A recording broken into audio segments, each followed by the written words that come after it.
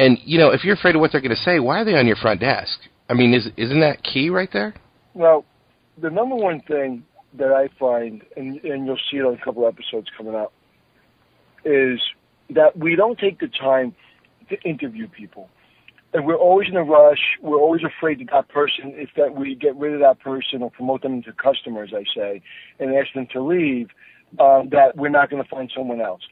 Eric Long, the president and general manager of the Waldorf Astoria, interviews almost every single person.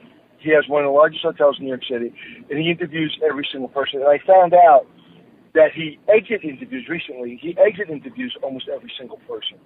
He spends the majority of his time, and he is one of the greatest hoteliers in the history of our career field. He spends the time, he speaks to people, he develops people. A lot of the executives at the Waldorf Astoria, their former general managers, where they come and they work, and they're now department heads or they're resident managers or they're room division managers, and they used to be general managers.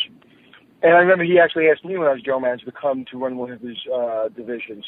So he spends a lot of time on interviewing, on finding that right person, because he says to me all the time, I've been very fortunate enough to be friends with him for a long time, and he says, either it's in your DNA or it isn't. That's it. It's that simple. And one of the things I've learned, and I tell my staff is, and the people that I consult for, I don't train people. Their mother and father train them. I show them how to operate a computer. I show them some standards, but I don't train them. Their mother and father train them. Their mother, everything I learned in kindergarten. That book is the best book I've ever read. You know, I can't teach people to be polite, because when I walk away, they're either going to be polite or they're not. There's nothing I can do. So I just think that one of the greatest mistakes that we do in this business, we're in the hospitality business, and we spend almost no time interviewing people. When I was at Nickelodeon, I had, I think, 800 employees.